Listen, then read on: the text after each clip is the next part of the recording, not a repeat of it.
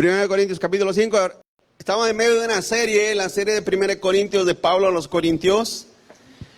Y ahora vamos en el capítulo 5, verso 1 y 2 dice: de cierto se oye que hay entre vosotros fornicación, y tal fornicación que ni aun se nombra entre los gentiles, tanto que alguno tiene la mujer de su padre, y vosotros estáis envanecidos. ¿No debiera más bien haberse lamentado para que fuese quitado de medio de vosotros el que cometió tal acción? Padre, bendice tu palabra en el corazón de tus hijos, Señor. Que tu espíritu pueda hablar, ministrar, Señor, y enseñarnos para el día de hoy. Padre, ayúdame, dame tu palabra. Ponla en mi corazón, ponla, Señor, en mis labios para que pueda ser llevada, Señor, a los oídos de tu gente. Y tu espíritu, Señor, lleva esa palabra del oído al corazón, Señor. Haz tu obra en la vida de tu pueblo, de tu gente, en el nombre de Cristo, mi Dios. Amén. Amén y amén. Gloria al Señor. Tomen su asiento, hermanos. Vamos al quinto tema en esta mañana: juicios correctos de la iglesia. Ese es el tema de esta mañana, juicios correctos de la iglesia. Ahora vemos al apóstol, hermano, que trata con algo que en ese tiempo incluso era, hermano, no era bien visto, ¿verdad? O sea, el incesto, o sea, la relación fornicaria entre dos personas familiares o casi familia. Un caso que fue juzgado de la manera correcta, que no fue juzgado, pero de la manera correcta. Ahora, este caso, hermano, es un caso muy, pero muy particular, muy singular. O sea, es algo que totalmente está fuera de cualquier concepto humano. Existe, ha sucedido, sucede, pero es algo muy extraño que haya sucedido dentro de la iglesia, de Corintio al menos. Pero el problema no era la sociedad, sino la inactividad de resolución y disciplina dentro de la iglesia, hermano. Los líderes simplemente se quedaron inmóviles o impotentes quizás ante este pecado, algo que Pablo reprobó enérgicamente. Quiero recordarles lo que les dije al principio de esta carta, hermano, que es básicamente un escrito a una iglesia que estaba naciendo, que estaba empezando a desprenderse y separarse del mundo que los rodeaba, y que ellos estaban tan acostumbrados a vivir, compartir y socializar. Y Pablo, hermano, les explica qué es lo que tienen que hacer para llegar a ser los hijos santos de Dios. Así es que haga de cuenta que la semana pasada fui a Las Vegas y a todos ustedes los encontré en el casino y en las borracheras y me los traje y formé una iglesia, amén. Y ahora falta educarlos. ¿Me está entendiendo? Yo sé que, perdón, me ofendí su santidad, pero estoy dando un ejemplo un poco drástico, pero le estoy explicando lo que la iglesia de Corinto estaba pasando, ¿no? Una sociedad pervertida. Estaba formando la iglesia y tenía ahora, a través de la doctrina, de la enseñanza, de la palabra de Dios, del evangelio, tenía que enseñarles. Entonces, por eso es que usted escucha, ¿cómo que este muchacho se metió con su madrastra? Imagínense hoy en día, eso es un escándalo, ¿no, hermano? Es algo totalmente escandalizante. ¿Cómo que con su madrastra? Y hay gente que empieza a hacer ecuaciones como... Pasó. Pero Pablo por eso les escribe y les dice qué es lo que tienen que hacer. Punto 1, juicio incorrecto ante el pecado. Juicio incorrecto ante el pecado. El problema, hermano, como lo acabamos de ver ahorita, hermano, no era el pecado en sí, sino la forma como lo estaban, hermano, tomando. Cómo lo estaban ellos tomando. Adelante. Un pecado vergonzoso y prohibido. Un pecado vergonzoso y prohibido. Como dice ahí en el verso 1, de cierto se oye que hay fornicación entre vosotros, y tal fornicación cual ni aún se nombra entre los gentiles. La ley de Dios prohibía el incesto. Levítico 18:7 dice: la desnudez de tu padre o la desnudez de tu madre no descubrirás. Tu madre no descubrirás su desnudez. La desnudez de la mujer de tu padre no descubrirás. Es la desnudez de tu padre. Estaba prohibido por Dios el incesto. Deuteronomio 22:30 dice: ninguno tomará la mujer de su padre, ni profanará el lecho de su padre. Así es que vemos, hermano, que eso era una abominación ante Dios, era algo totalmente detestable por Dios. Según algunos historiadores, hermanos, como el historiador Cicerón, el incesto estaba estrictamente, incluso prohibido por la ley romana, hermano. Por eso Pablo dice que ni entre los gentiles se escucha eso, porque los romanos castigaban de una manera muy drástica y muy fuerte a alguien que cometiera tal incesto. Así es que eso era algo que Pablo lógicamente estaba recalcando, porque era algo totalmente abominable ante Dios. Continuo, Pablo le recuerda su responsabilidad como líderes. Ahí en el verso 2 dice: y vosotros estáis envanecidos.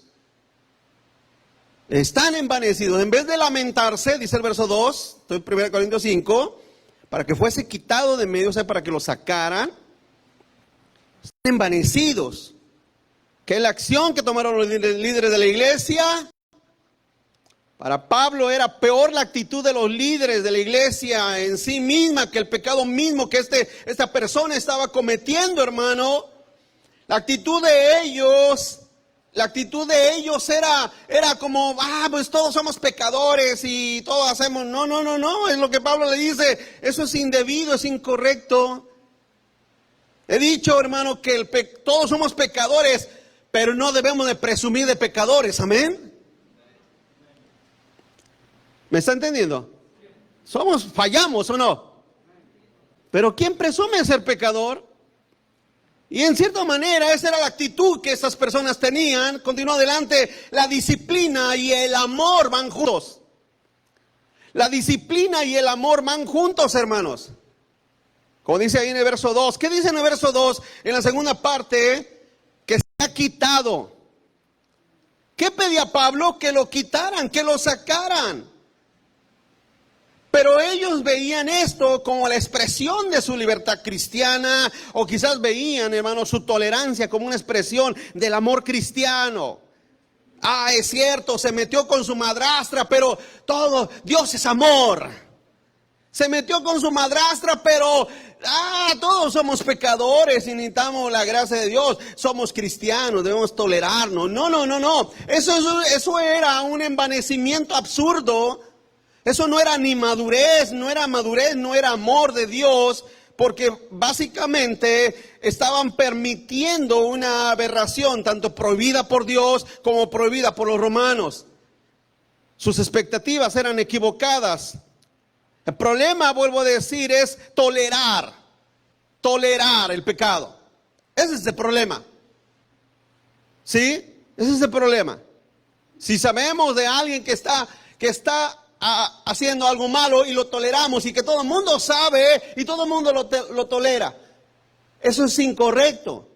Como ¿qué le dice el Señor a Tiatira en Apocalipsis 2:19? Yo conozco tus obras y amor y fe y servicio, tu paciencia, y que tus obras postreras son más que las primeras. Dice el 20, pero tengo unas pocas cosas contra ti, que toleras a esa mujer Jezabel que se dice profetiza, que enseñe y seduzca a mis siervos a fornicar y a comer cosas sacrificadas a los ídolos. ¿Cuál era el problema? ¿El problema era Jezabel? No, porque las Jezabel van a existir siempre. El problema era que la iglesia lo toleraba.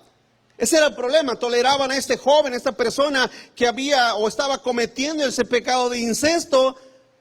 ¿Cuál era la actitud? ¿Cuál era la situación? Entonces, déjeme decir una cosa. Imagínese si algo así se tolera. Quiere decir que los demás es como que casi están recibiendo un permiso para hacer lo mismo, ¿o no?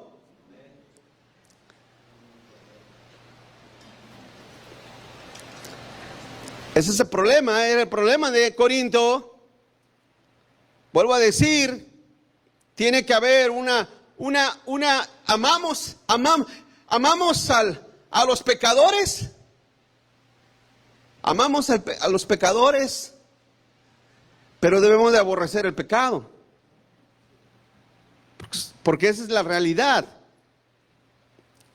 Esa es la realidad. Pablo miraba esta situación como una situación incongruente con el evangelio. Pero vuelvo a decir, es como que Pablo le dice: ¿y ustedes los líderes qué están haciendo? ¿Qué están haciendo? ¿Cuál es la acción que están tomando? Los líderes presumían de que tenían mucho amor y que eran sumamente maduros al tolerar tal situación. Pablo le dice es incorrecto, es totalmente un absurdo. Punto 2, juicio incorrecto ante la jactancia. Ahora hay un juicio incorrecto ante la jactancia, hermanos.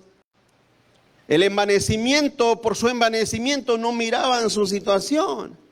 Fíjate, los corintios, hermanos, se creían tan sabios, se creían tan conocedores de la palabra, se consideraban ellos maestros de la ley, se consideraban maestros del evangelio, se consideraban personas que conocían mucho. Ahora, dice la Biblia que el conocimiento envanece, pero el amor edifica.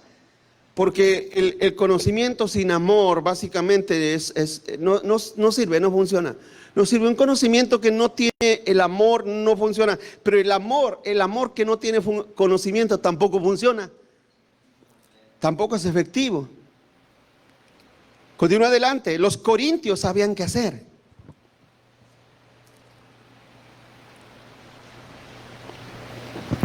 Los corintios sabían qué hacer. Dice el verso 3 y 4.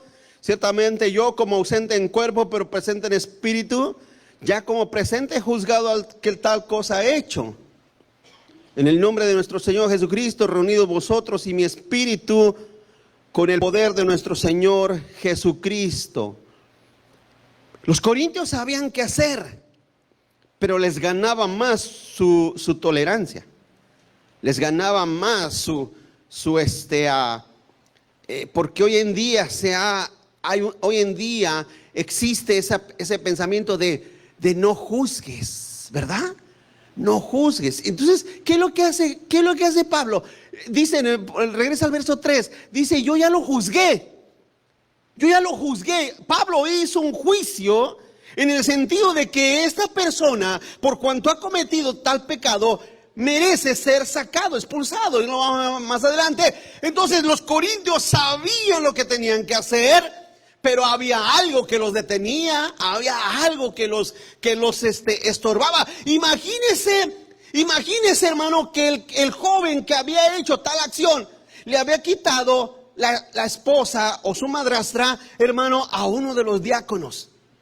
O a uno de los familiares cercanos de Apolo, de Priscila, o de alguno de los líderes. Ese es el problema. El asunto es cuando a veces los pecados entrelazan las familias y entrelazan, hermano, a las personas a tal grado de que, híjole, pero si le decimos algo, se va a enojar fulano, mengano, sultano, y si sacamos a porque Pablo ya nos mandó decir que lo sacáramos, ¿verdad?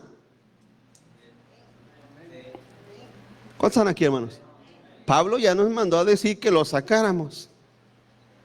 Pero si lo sacamos, si sacamos a Wilmer, se va a ir media iglesia con él. Dice, hermano, ni modo. Te vamos a mandar a Corintio a ver qué. Sí entiende a veces las situaciones de uno como pastor.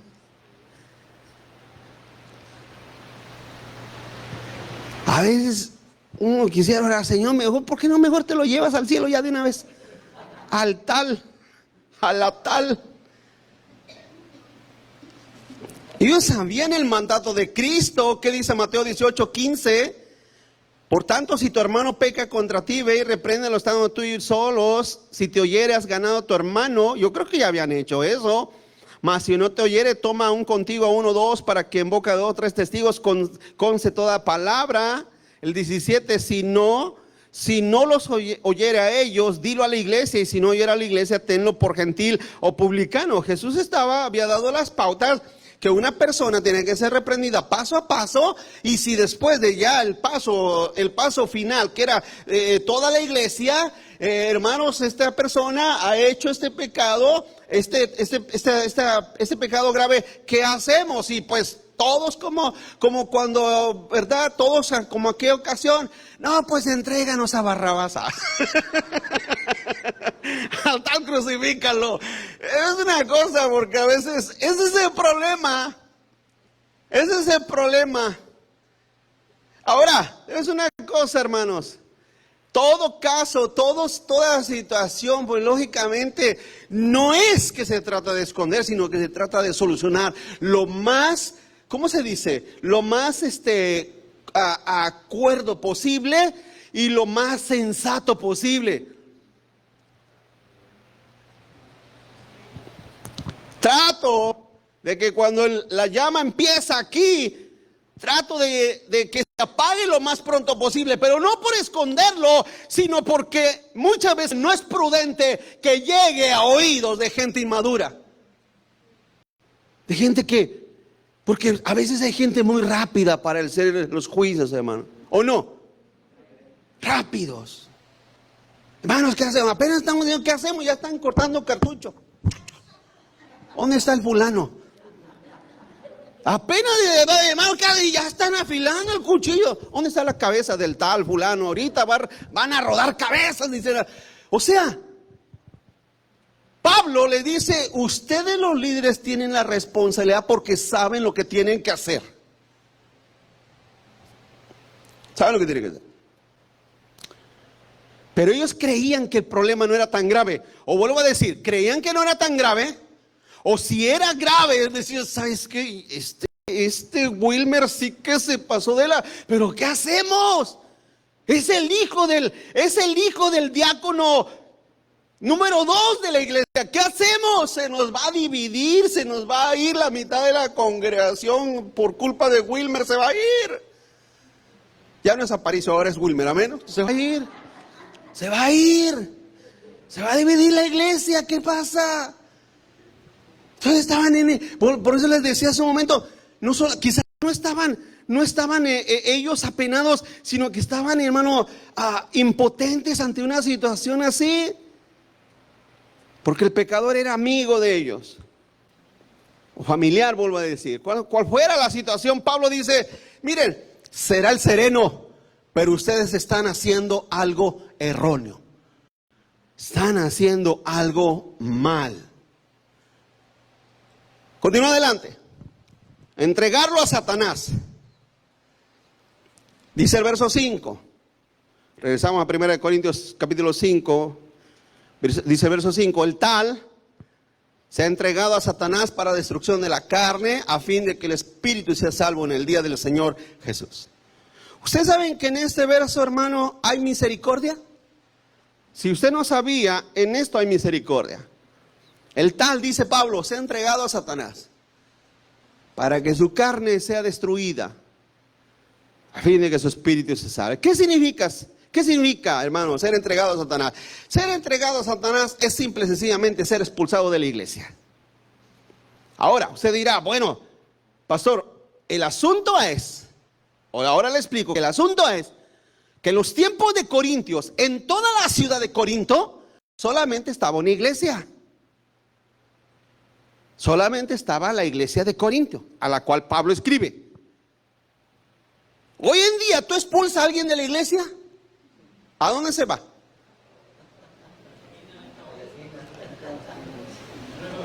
Si sigue esta calle, hay como 10 que escoger.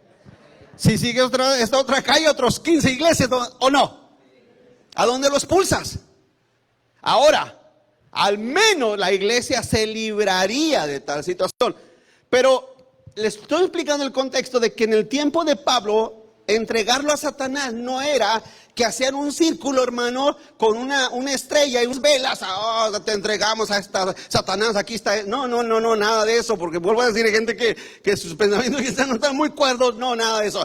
Entregarlo a Satanás, ¿sabes qué? Mi estimado, ya te dijimos personalmente, ya te dijimos los líderes, ya te dijimos la iglesia, ¿no entiendes?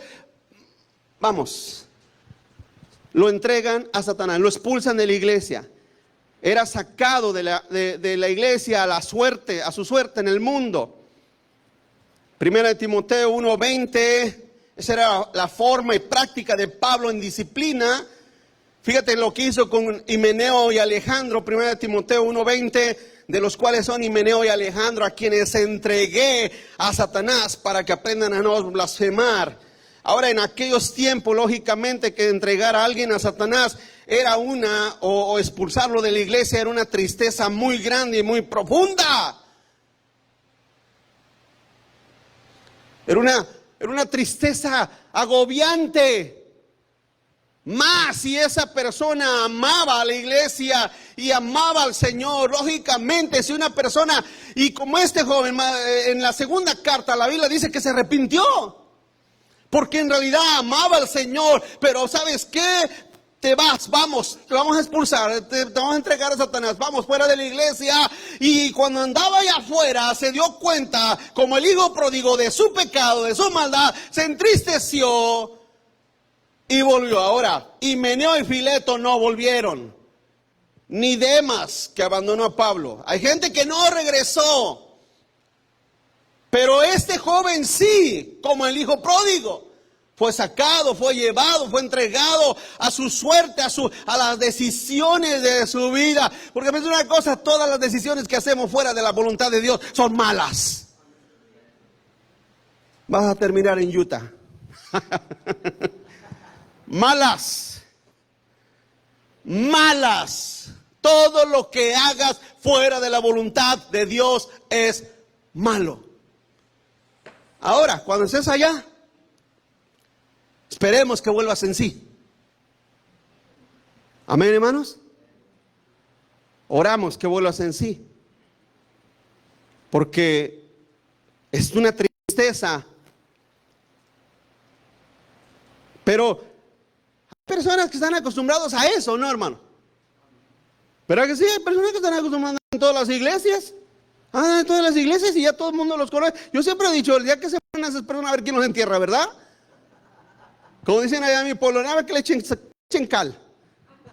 A ver quién nos entierra. Esas personas que todos los pastores ya tienen mala idea de esa persona. A ver quién los entierra. Porque eso es lo que se refiere aquí Pablo. Continúa adelante. Destrucción de la carne. Ahí mismo Pablo en el capítulo 5 de 1 Corintios, verso 5. Dice, para destrucción de la carne. Eso se refiere a disciplina de parte del Señor. Eso incluía incluso la muerte de la misma persona, del mismo hermano, que había pecado. Cuando hay personas que han nacido de nuevo, que son realmente creyentes, cristianos. Quizás a nosotros nos confunde. Pero imagínate, escúchame cómo te lo voy a decir. Imagínate una persona comete esa clase de pecado, de maldad. ¿Sabes qué? Vamos, te vas fuera. Y cuando anda allá afuera, expulsado de la iglesia, muere. La persona muere, no sé, choca o muere de un ataque al corazón, muere. Muchas veces somos propensos a decir, esa persona no era salva. Murió fuera de la iglesia. Yo me digo una cosa, no es así en todos casos. No es así en todos los casos. Porque cuando Dios ha dado vida eterna a una persona, en realidad Dios le ha dado vida eterna para siempre.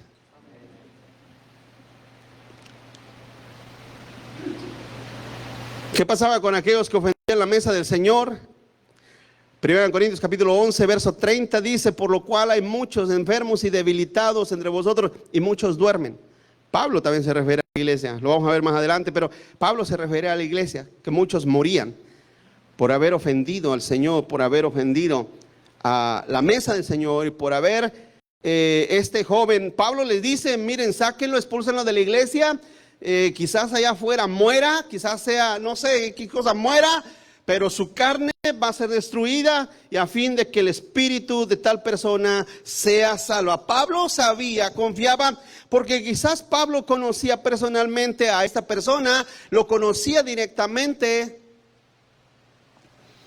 y decía, bueno, quizás ese fulano, que yo lo conozco, yo sé que se arrepintió, yo sé que dio frutos de vida nueva, va a morir, va a morir allá afuera, pero su espíritu irá a la vida eterna. ¿Qué debe de hacer la iglesia, hermano, cuando el creyente nacido de nuevo se arrepiente? ¿Qué debe hacer la iglesia?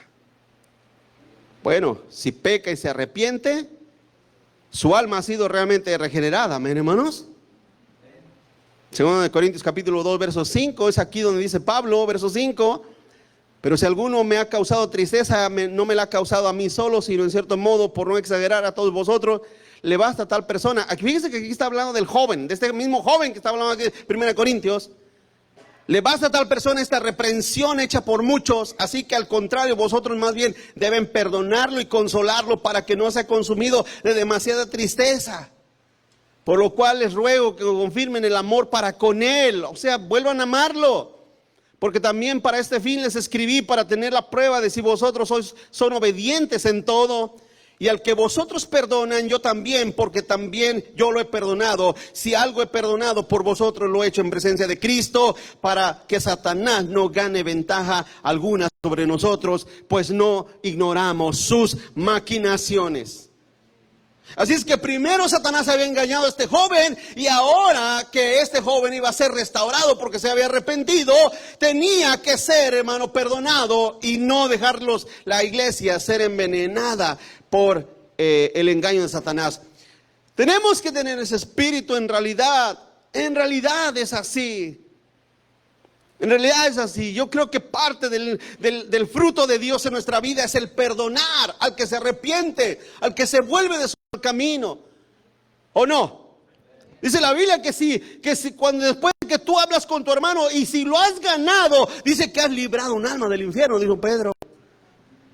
Así es que nuestro interés y nuestro deseo debe de ser: Señor, a este fulano, a esta fulana, los vamos a expulsar de la iglesia, pero te pedimos, tráeles arrepentimiento a sus corazones, si son tuyos, si son tus hijos. Segundo, pecó y se arrepiente. Y si se arrepiente, pero no es nuestro enemigo, es solo un hermano que está en disciplina. Dice Pablo en 2 Tesalonicenses capítulo 3, verso 14: si alguno no obedece a lo que decimos por medio de esa carta, a este señálenlo, no se junten con él para que se avergüence. En otras palabras, Pablo dice: háganle el fuchi, amén, hermanos. Fíjate lo que dice el verso 15: mas no lo tengas por enemigo, sino amonéstalo como a hermano. Hermano, ¿por qué eres tan rebelde? Dime. ¿Por qué no dejas tu mal camino? ¿Por qué no dejas tu desobediencia? ¿O no, hermanos? Fíjate lo irónico. En tu trabajo te ponen unas regañadas, tú agachas las orejitas y ya. ¿Verdad que sí? No dices renuncio, no dices me voy, me largo, no dices nada. Nada más dices, está bien. Al otro día ahí estás. Pero cuidadito y te llame la atención el pastor. Porque no tenemos amor, porque no amamos, porque no me quieren. Qué tremendo, ¿verdad, hermanos? Qué tremendo. Y el problema muchas veces es que hay otras personas que van y le siguen el rollo, hermanos. ¿Qué te pasó, Homer? Me regañó el pastor. Ay, si el pastor no tiene amor, yo lo he dicho. Si les contara, hermano, las historias de la Rosa de Guadalupe que me han pasado a mí como pastor. Si les contara. De veras, hermano, nada más. Bueno, ya no mejora. Ahí le llegamos, amén. Ahí le paramos, porque créame, hermano, créame que, híjole, yo digo, Señor. Pero si no es nuestro enemigo. Ahí cuando, no, es que el pastor mira, hermano, ¿por qué no te sometes al Señor? Ora a Dios. Ora a Dios. Pecó y se arrepiente, el deber de la iglesia es restaurarlo. Gálatas capítulo 6, verso 1. Hermanos, si alguno fuere sorprendido en alguna falta, vosotros que son espirituales, a ver, levante la mano los espirituales. 2, 3, 4 era más. Los demás me da pena. Levante la mano los espirituales. Los espirituales son los que conocen la palabra. Levántela. Vosotros los espirituales, ¿qué dice? Acábenlo de matar. ¿Qué dice? Restáuralo con espíritu de mansedumbre, considerándote a ti mismo. Es ahí donde Satanás Si esa persona es tu amigo, tu familiar, tu compa, tu uña y mugre, somos los dos, pero le llamaron la atención, es ahí donde dice, espérate, ¿por qué te enojas con la iglesia? ¿Por qué te enojas con el Señor? ¿Por qué te enojas contra el pastor? ¿Por qué? ¿Que acaso no debieras tú de buscar la dirección de Dios? Dice, no seas tentado para que tú no seas tentado. El 2, sobrellevar las cargas los unos de los otros y cumplir así la ley de Cristo. Así es que esa es la obligación de la iglesia, no solamente del pastor, no solamente mía como pastor. ¿Qué hizo fulano? Esto, a ver, hermano, estás en disciplina, te vamos a disciplinar y si sigues así te vamos a sacar, te vamos a expulsar de la iglesia, tenlo por seguro. ¿Y qué debe hacer la iglesia? ¿Qué debe hacer la iglesia? Animarlo a que no lo vuelva a hacer y a que se componga su camino, ¿no, hermanos? Esa es la obligación de la iglesia, no ponerse del lado del desobediente, del rebelde. Es que el pastor, no, cállense, guarden silencio, pongan atención al juicio que se hace. Continúa adelante, hermano. La ceguera que causa la jactancia. La ceguera que causa la jactancia. Regresamos a 1 Corintios capítulo 5, verso 6. No es buena, dice Pablo, vuestra jactancia.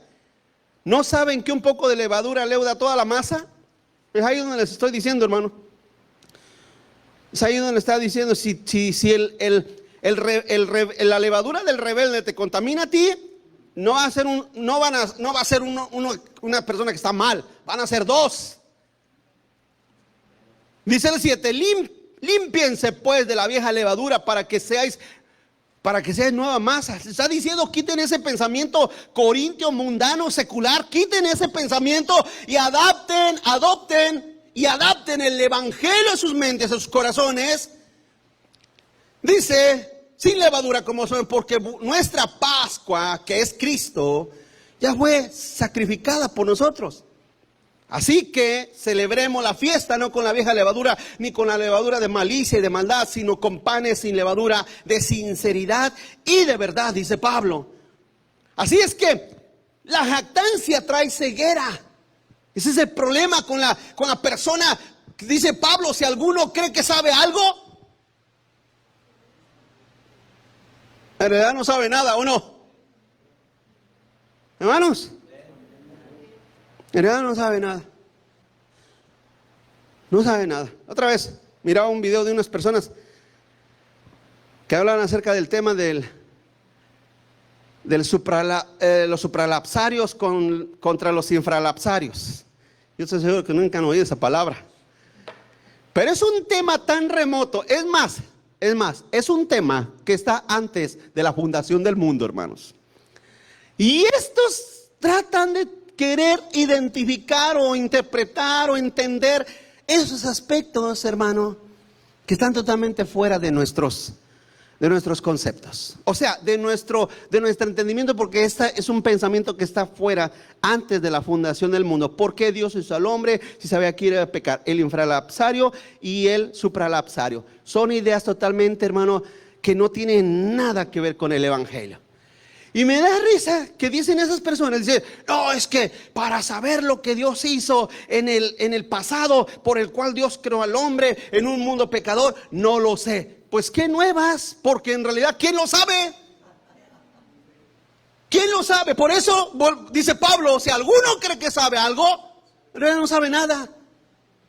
En realidad no sabe nada, no sabemos, hay cosas que nuestra mente, por muy aguda que sea, y por muy educada en la interpretación de la Escritura, no alcanza a llegar, no le alcanzamos. Pero el problema con los corintios es que ellos ya se creían muy sabios. Y entre esa sabiduría, es que yo soy de Pablo. ¿Se recuerda que ese era el problema? ¿Se recuerdan? Es que yo soy de Apolos. No, es que yo soy de Pedro. Es como que hoy dijeran, no, es que yo soy de John MacArthur. No, yo soy de R.C. Sproul. No, yo soy de Paul Washer. Y esas tonterías, es lo mismo que Pablo le está diciendo a esta gente. Y esa jactancia los había llevado a una ceguera. No solamente jactancias, también soberbia, vanidad, orgullo, necedad. hermano, y esas cosas son contagiosas, contaminan a otros. Es lo que Pablo dice, la levadura, límpiense de la levadura. La forma eficaz de eliminar que la maldad, hermano, impere en la iglesia es vivir con Cristo en sinceridad, como dice aquí Pablo, y verdad. Ahí lo dice en el verso 8, en la parte final, en sinceridad y verdad. Pablo en 1 Timoteo 5, verso 22 dice, no impongas con ligereza las manos a ninguno, ni participes en pecados ajenos, consérvate puro, dice Pablo. Porque eso es la sinceridad. La sinceridad es, hermano, el amar a la verdad, amor por la verdad, amor por Dios, amor por su verdad. Y nosotros seguimos, hermano, preguntando hoy en día la jactancia, la arrogancia de los corintios. Hermano, hoy en día persiste y persevera un conocimiento vano, hermano. Juzgaban los asuntos espirituales como lo hacían los impíos. Como lo hacían los impíos, hermanos. Juicios injustos, juicios incorrectos, porque no tenían una idea correcta de la verdad. Entonces, cuando no conoces la palabra, cuando no conoces la verdad, cuando no amas a Dios, vuelvo a decir, conocemos la palabra, pero a la palabra es como una ensalada. A la palabra, hazle una ensalada y échale el primer ingrediente que le echas al conocimiento de la palabra, es el amor de Dios. Es el amor de Dios. Y al amor de Dios échale la palabra, hace una ensalada de la palabra y el amor de Dios. Y eso nos va a llevar a una idea correcta para hacer juicios correctos. Juicios correctos. Porque debe de haber sinceridad en la vida nuestra. Ahora, la sinceridad es, hermano, yo deseo que te arrepientas y deseo que seas restaurado por la mano del Señor. Sinceramente, mi deseo no es perderte, no es que te pierdas, no es que te desanime, no es que te desaliente. Mi deseo no es que te vayas al mundo. ¿Quién desea que la gente se vaya al mundo? Nadie como cristianos. Queremos que la gente sea restaurada. Ahora, otra pregunta. ¿Usted cree que no hay gente incorregible en el cristianismo? Sí los hay, hermanos. Gente incorregible que usted dirá, pastor, usted nos habla de esperanza y nos va a decir que ha perdido la esperanza con tales personas.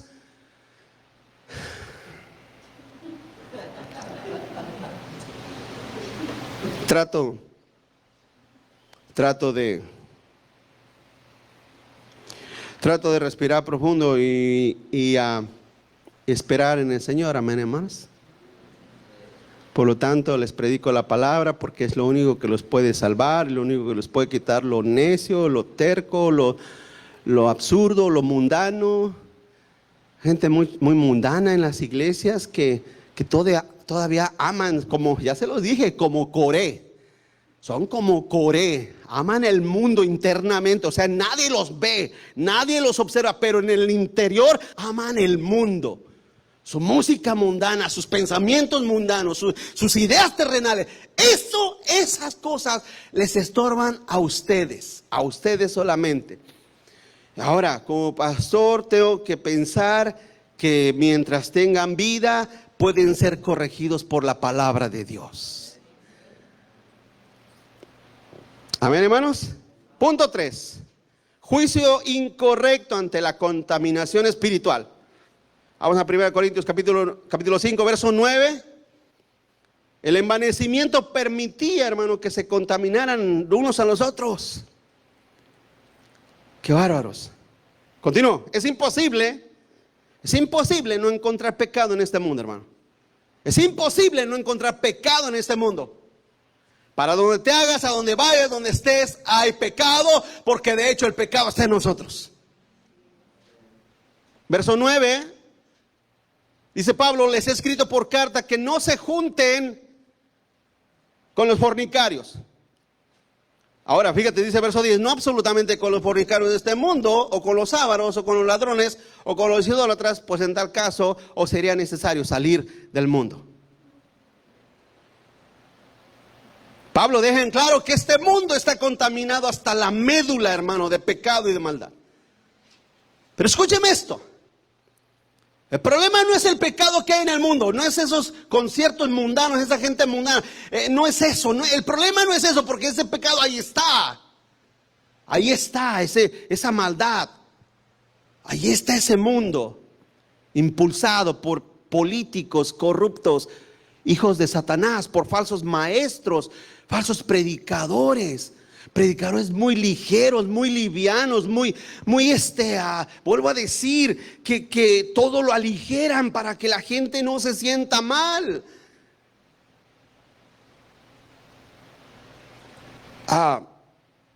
El mundo está lleno de pecado, pero el problema no es ese, el problema es el pecado interno que se tolera dentro de las iglesias. El pecado interno que se tolera dentro de las iglesias. El llamado es a que todos nos arrepintamos de nuestro pecado. Amén. Vuelvo a decir, que nos arrepintamos, que nos volvamos de nuestros malos caminos. Ese es el asunto, ese es el punto aquí. Muchas batallas en contra del pecado. Como pastor es mi obligación, es mi trabajo, esa es mi labor. Ayudar a que la gente siga a Cristo, que vivan apartados del mundo.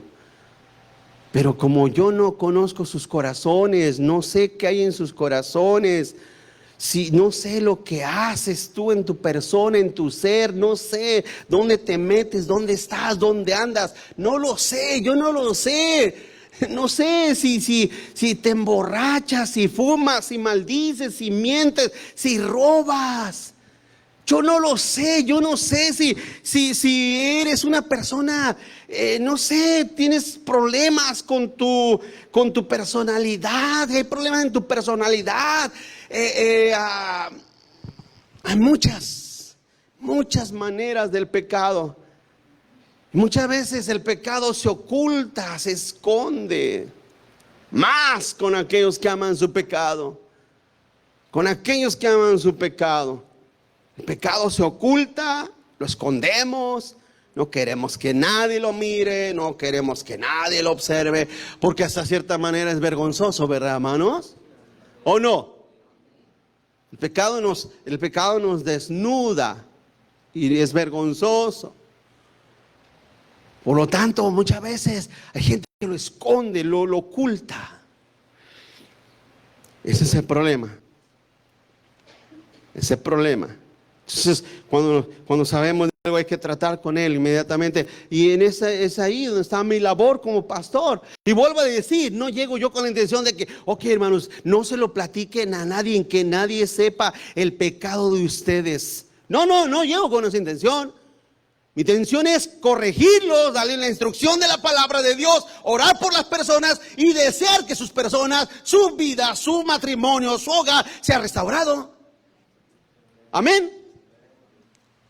No es para que todo el mundo lo sepa, de ninguna manera. De ninguna manera.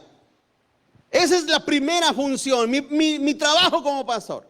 Cuando me entero, lógicamente, cuando me entero y cuando lo sé. ¿Verdad? Si no me entero, pues entonces esa es otra situación.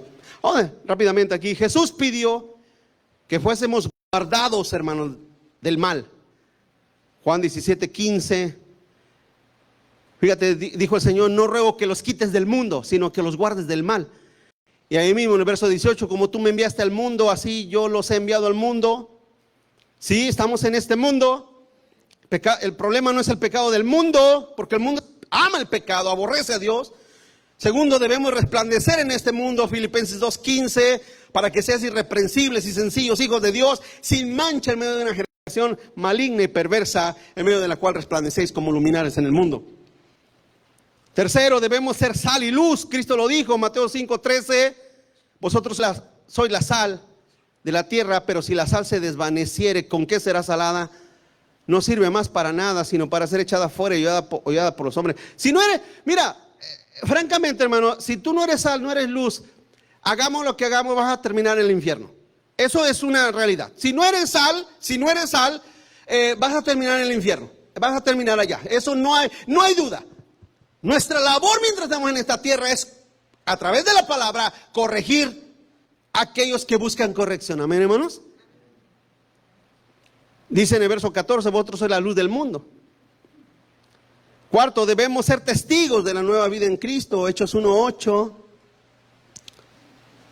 Pero recibirán poder cuando haya venido sobre vosotros el Espíritu Santo y me serán testigos en Jerusalén, en toda Judea, en Samaria, hasta el último de la tierra. Así es que esto es lo que nosotros como iglesia debemos de ser. Y debemos ser sal, debemos ser luz, debemos de abstenernos de todo mal, debemos de vivir como testigos fieles de Cristo. Continúa adelante. El problema es los que se llaman hermanos. El problema es los que se llaman hermanos. Ahí está el problema. Regresamos a 1 Corintios verso 11, 5:11. O sea, les dice, no les digo que se abstengan de estar con los fornicarios, los ávaros, los ladrones, los idólatras, no. El 11. Más bien les escribo. A ver, léalo conmigo. Que no se junten.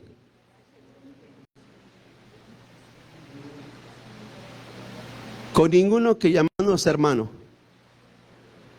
fuera fornicario, o ávaro, o idólatra, o maldiciente, o borracho, o ladrón. Con el tal,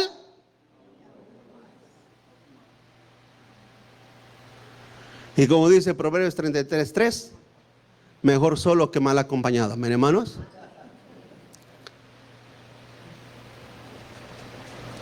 Con el tal ni comas. ¿Sí?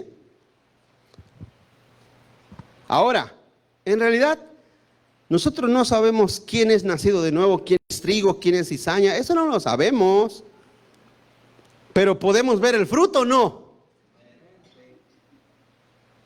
Sí, podemos ver los frutos de tales personas. ¿Quiénes son los fornicarios? Son los que viven en unión libre.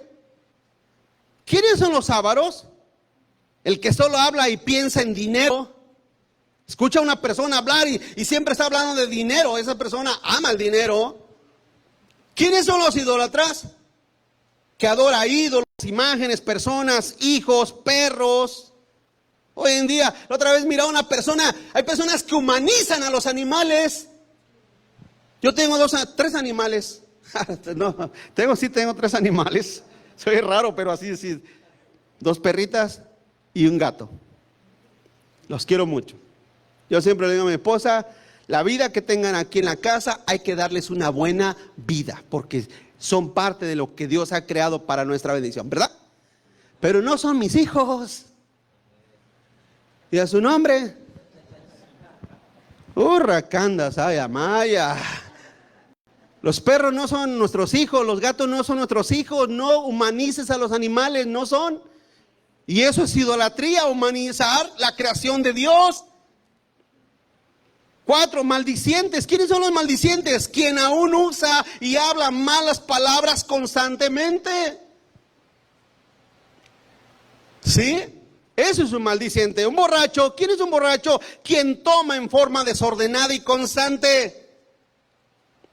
A veces por los ojos que traen, no sé si están desvelados o no sé cómo llegan, pero ladrón. ¿Quién es un ladrón? Quien toma algo que no le pertenece, o pide algo y no lo devuelve. Dice Pablo, no comer con los tales. No, vuelvo a decir, hablando de tolerancias, ese es el problema, que sabiendo que fulano vive en fornicación, es un borracho, es un maldiciente, aún así lo tomamos como amigo y nos juntamos con tal persona. Cuando la Biblia lo prohíbe, eso es lo que habla de tolerancia. Eso es lo que habla de tolerancia. Por eso dicen, no, por invitar al pastor a la iglesia, olvídate, no, hombre. Nada, de ninguna manera. Y si cometes alguna de estas cosas, está bien, no hay problema, no me invites, no hay problema, no hay ningún problema, no me siento mal. Pero el problema, ya te lo he explicado, el problema es que a veces ustedes se ven como ovejas. Todos se ven como ovejas y a veces les pasa y no entienden y no comprenden que no todas las personas son ovejas. Si tú sabes, mira, yo te lo decía hace tiempo, un pastor, a ver, ¿cuántos aquí alguna vez trabajaron en el campo con animales? Nadie. Hermano, ¿Sí? Les voy a hacer una pregunta. Ustedes que fueron a la Universidad de Ovejera, ¿no saben distinguir entre una oveja y una cabra? ¿No sabrían? Un día se lo dije esto a un pastor. ¿Qué clase de pastor tú serías si no sabes distinguir entre una oveja y una cabra? Pero el problema es que ustedes todos se ven como ovejas. O sea, tú ves, mira, esta iglesia está llena de ovejas. No, hay cabrovejas, hay chivovejas. Con tales no te juntes. Bueno, en todas iglesias hay cabrovejas. No te juntes con los tales. Continúa adelante. No juzgamos a los de afuera, sino a los que están dentro. No juzgamos a los de afuera, sino a los que están dentro. Vamos al verso 12. Ya dijo Pablo, con el tal ni aún coman. El 12. Porque ¿qué razón tendría yo de juzgar a los que están afuera? ¿No juzgan vosotros a los que están dentro? Y aquí un texto muy importante y muy clave. Cuando la gente dice, no me juzguen. ¿Cómo de que no, chiquitín? Ven para acá. Ven para acá. Vamos a hacer un juicio sobre ti. Amén. Primero lo voy a hacer yo como pastor. ¿Qué es lo que está pasando? ¿Qué sucede? ¿Qué es lo que está pasando? ¿Qué es lo que está sucediendo en esa situación? Yo como pastor hago un juicio, te llamo la atención, lo que sea, te doy el consejo de la palabra, oro por ti y espero que cambies tu actitud. Ese es el primer lugar. Si después de eso no pasa eso, entonces llamo a 2, 3 hermanos, 4 hermanos. Vengan para acá, hermano. Esta persona, fulano, está haciendo esto y esto otro. Ya, es otro juicio secundario. Si esa persona dice, no, pues a mí, porque hay gente que dice, no, es que a mí Jehová me habló. Y Dios te va a hablar a través de su palabra, amén, hermanos. No de otra manera. Entonces, ya, si no escucha a los líderes, a ver, Wilmer, pasa para acá, ven para acá, párate aquí enfrente. Esta persona ha hecho esto, está haciendo esto otro y esta otra cosa. ¿Qué hacemos con el tal? Ahí está el juicio total de la iglesia. Y es lo que dice Pablo. ¿Quién dice que no debemos de juzgar el pecado interno de la iglesia? ¿Quién dice eso? Es que yo voy ahí a la iglesia y me juzgan. Ahora, no juzgamos qué vistes, en qué llegas, nada. No, eso no nos importa, ese no es el punto. El punto es la actitud. Romanos 2:16 dice, en el día en que Dios juzgará por Cristo los secretos de los hombres conforme a mi evangelio. El mundo está bajo condenación. El Señor un día sacará los secretos de las personas. Según de Pedro 2:9 dice, sabe el Señor librar de tentación a los piadosos y reservar a los injustos para ser castigados en el día del juicio.